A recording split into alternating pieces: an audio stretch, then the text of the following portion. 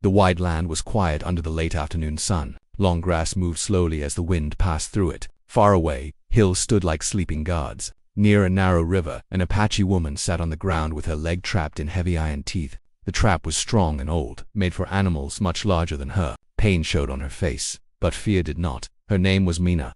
She was known among her people for her courage and sharp mind. She had been tracking deer when she stepped into the hidden trap. The metal snapped shut with a loud sound. She had tried to open it with her hands and then with a stone, but it did not move. Blood stained the dry soil, yet she stayed silent. Crying would not save her. Mina held a sharp stone tightly. She knew what she would do if help did not come. She would end the pain herself. Her people believed that strength meant choice, even in the worst moment. Footsteps reached her ears, soft but clear. Mina lifted her head at once. Her eyes locked on the trees. A man stepped out slowly. He was tall, with tired eyes and dusty clothes. He carried no weapon in his hands. His name was Tom, a traveler who had been moving alone for many days. When Mina saw his skin and clothes, anger flashed in her eyes. She lifted the stone higher and spoke with a cold voice. "Finish it, white man, or I will." Tom froze where he stood. He had seen traps before, but never with a person caught in one. His heart beat fast. He raised his hands to show peace.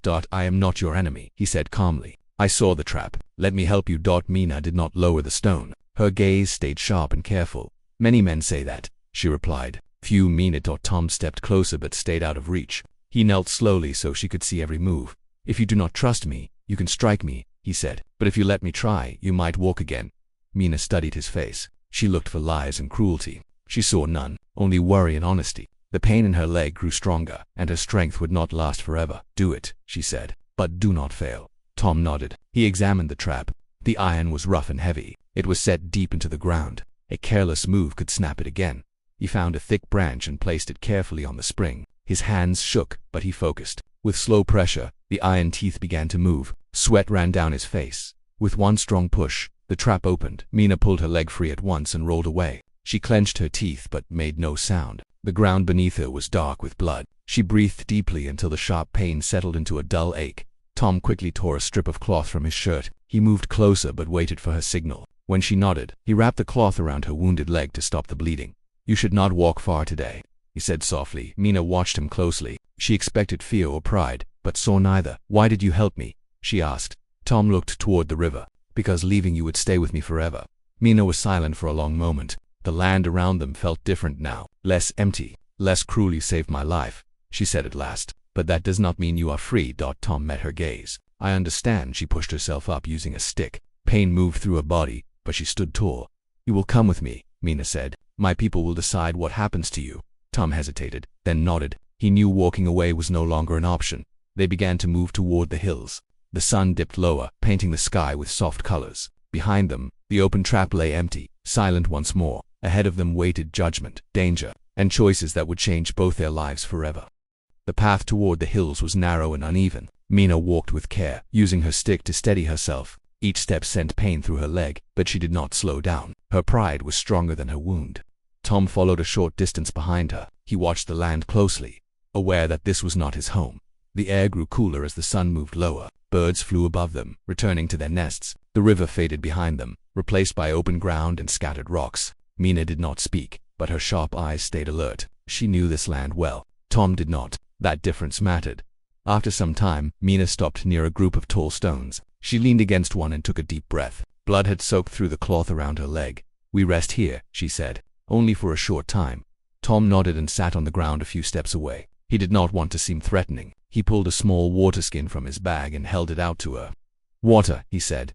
Mina watched him for a moment, then accepted it. She drank slowly and handed it back. "You travel alone," she said. "That is dangerous." Tom gave a small smile. "I learned that already." She looked at him more closely now. His clothes were worn but clean. His hands were rough from work, not from harm. "Where are you going?" she asked. "Home," he replied. "But I am far from it." Mina nodded. Distance could mean many things. She wrapped the cloth tighter around her leg and stood again.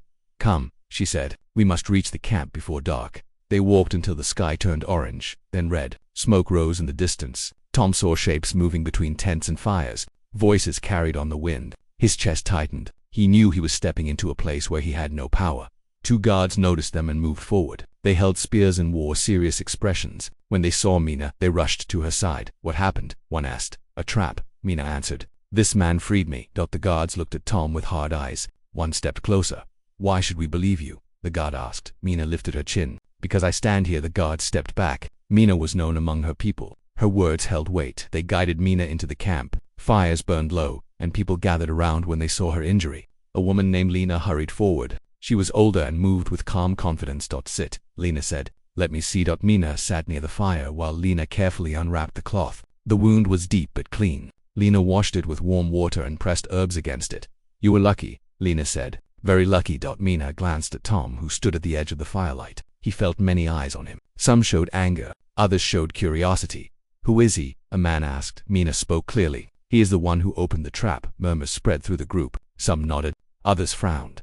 That does not make him a friend, another voice said. Mina did not argue. She knew trust was earned slowly. The chief of the camp, a strong man named Rocca, stepped forward. His hair was dark and his eyes were steady. You helped one of ours, Rocca said to Tom. Why? Tom met his gaze. Because it was right. Rocca studied him for a long moment. You will stay tonight, Rocca said. Tomorrow we decide more. Tom nodded. He was given a place near the fire and a small portion of food. He ate quietly, aware of the distance between himself and everyone else.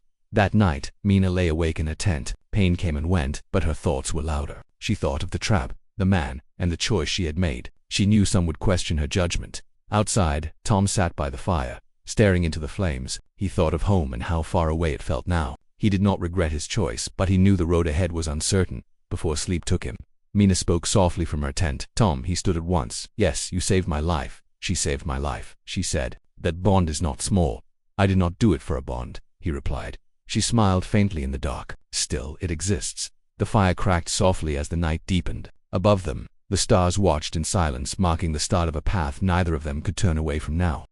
Morning light spread slowly over the camp. Smoke rose from the fires as people began their day. Mina sat outside her tent while Lena changed the bandage on her leg. The pain was still there, but it was calmer now. Mina watched the camp move around her. Children ran past, and hunters prepared their gear.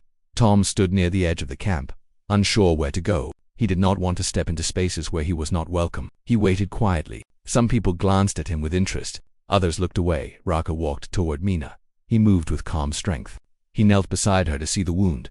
You will walk again without trouble, he said. The land was kind this time. Mina nodded. Then she looked toward Tom. He was part of that kindness. Rocca followed her gaze. He stood and called Tom forward. Come here, Rocca said.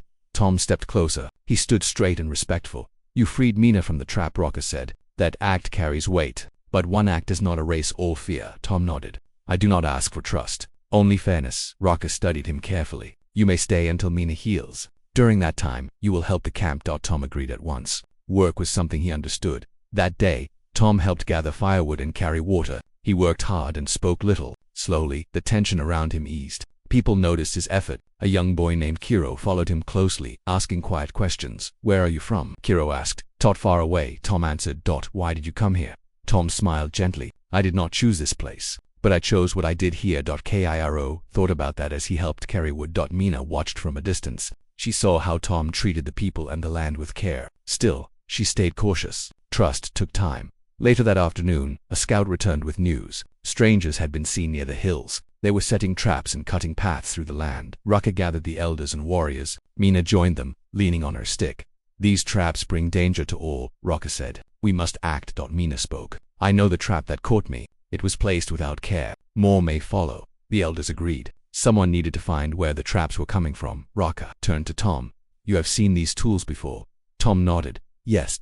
You will guide us, Rocca said. With Mina. Mina looked at Tom. Their eyes met. There was no fear now, only shared purpose. They left before sunset. Mina rode slowly while Tom walked beside her. The land felt heavy with silence. As they moved, Mina spoke. You could have left after saving me, she said. Tom replied. Leaving felt wrong. Mina nodded. Some choices shape a life. They found the traps near a narrow pass, heavy iron hidden under leaves. Tom showed how they worked. The warriors disabled them carefully. One of the elders looked at Tom with new respect. You understand danger, the elder said. Tom answered quietly. I have learned from it.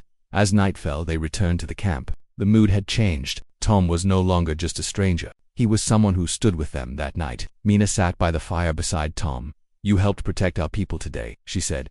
He nodded. It felt right. Mina looked into the flames. When the trap closed, I thought my path had ended. Instead, it turned. Tom smiled slightly. Mine did too. Around them, the camp rested peacefully. The bond between them grew stronger, shaped by action rather than words. Neither knew what the future would bring, but both understood one truth: the land had tied their stories together, and that bond would not break easily. The days that followed were busy and tense. The camp stayed alert, fires were kept low at night, and guards watched the hills with sharp eyes. Mina's leg grew stronger each morning. She walked farther without the stick now, though she still felt pain if she moved too fast. Lena reminded her to be patient, but Mina had never been good at waiting. Tom continued to help wherever he was needed. He fixed broken tools, carried supplies, and learned the paths around the camp. He listened more than he spoke. People noticed this. Respect began to grow quietly, like grass after rain. One morning Raka called a gathering near the largest fire. Mina stood beside him. Tom stood a little behind, ready to step back if asked. "More strangers have been seen near the far hills," Raka said. "They are moving closer." A low murmur passed through the group. Mina felt her hands tighten. "That they bring traps and fear," she said. "They do not respect this land." Raka nodded. "We need to know their plans." An elder spoke. "Watching from far will not be enough." Silence followed. Everyone knew what that meant. Raka looked at Mina, then he looked at Tom. Then he looked at Tom.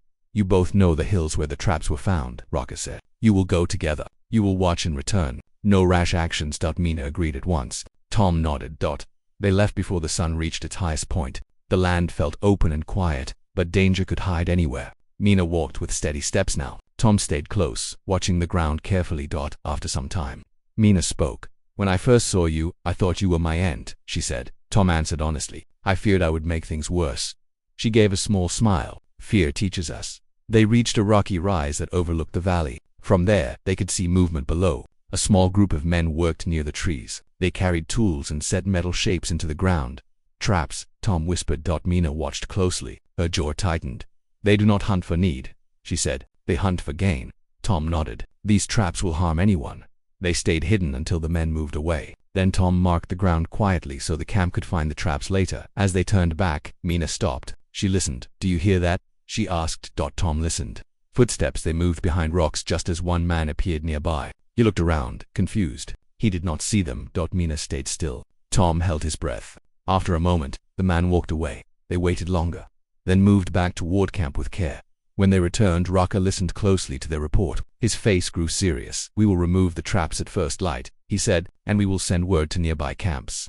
That night, the camp gathered closer together. Fires burned brighter. Songs were sung quietly, not for joy, but for strength. Mina sat beside Tom near the edge of the firelight. "You did well today," she said. Tom replied, "I followed your lead." She shook her head. "We did this together." She paused, then spoke more softly. "My people do not forget those who stand with us." Tom met her eyes. "I did not come seeking a place, but I have found one." Mina looked into the fire. Then she spoke words she had not planned. "When my leg heals fully, I will walk far again." Paths change. People change. Tom felt the weight of her words. He answered with care. "Wherever your path leads, I hope it brings peace." She nodded. "That is a good hope." The next morning, the camp moved as one. Warriors and elders worked together to remove the traps. Tom guided them. Mina watched and helped where she could. By sunset, the land was safer. The metal was gone. The ground was clean again. Raka stood before the people. "Today we protected our home," he said. "We did not act alone." He looked at Tom. "You came as a stranger," Raka said. "You acted with respect. That matters." The camp responded with calm approval. Tom felt a deep breath leave his chest. Something heavy had lifted. Later, Mina stood at the edge of the camp, looking toward the hills. "The land tested us," she said. Tom stood beside her. "And it showed us who we are." The wind moved through the grass. The hills stood silent once more. Though challenges remained, something had changed between them and within them. Trust had taken root, and the next step of their journey waited just ahead. The camp woke to a calm morning. The air felt lighter than before. Birds sang near the trees, and the smell of cooked grain drifted through the space between the tents. Mina stepped outside and tested her leg. The pain was almost gone. She took several strong steps and smiled to herself. Lena watched her closely. "Do not rush," she said. Mina nodded, but her eyes were already on the hills. She felt ready to move forward. Tom was near the fire, helping prepare supplies. He worked with quiet care, tying bundles and checking tools. When he saw Mina walking without support, his face showed relief. "You walk well today," he said. "The land gave me time," Mina replied. "And people did too." Raka called for a gathering. Everyone came forward and formed a wide circle. The elders stood at the center. Raka raised his hand. "The danger near our land is past for now," he said. "We removed the traps and warned others, but the world beyond us still moves." He turned to Mina. "You were tested and you stood strong." Then he turned to Tom. "You came as a stranger and chose to stand with us." Raka paused. His words mattered.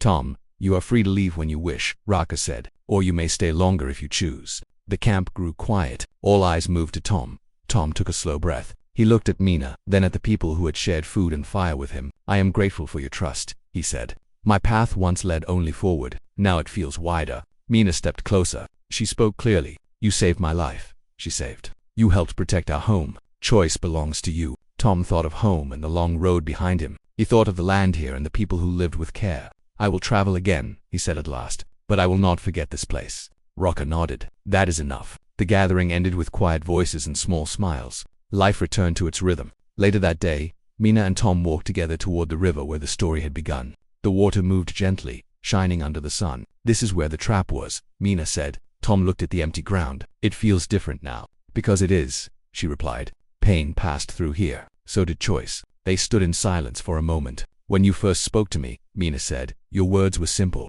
but your actions spoke louder. Tom smiled slightly. Actions are easier to carry. Mina looked at him with steady eyes. My path will lead me to other camps, she said. I will share what happened here. Tom nodded. That will help others. They returned to the camp as the sun moved lower. That evening, there was a small shared meal. No celebration, just togetherness. Stories were told. Children laughed. The fire burned warm and steady. As night came, Tom prepared to leave. He packed his few belongings and tied them carefully. Mina stood nearby. You will walk before dawn, she said. Yes, Tom replied. Roads are quieter then. She reached into a small bag and handed him a simple charm made of wood and string. For the road, she said. It reminds you that you are not alone. Tom accepted it with respect. Thank you. He hesitated, then spoke. If our paths cross again, I hope it is in peace. Mina smiled. Peace begins with choice. Before the sky lightened, Tom stepped away from the camp. He did not look back at once. He walked until the firelight faded, then paused and turned. The camp rested quietly behind him. At sunrise, Mina stood watching the hills. She felt no regret, only strength. The land stretched wide and open before her. It would test her again someday. She knew that now, but she also knew something else. Even in the harshest moments, kindness could change a path. The river continued to flow. The grass continued to move with the wind. And two lives, once caught by chance and pain, now moved forward with purpose and respect.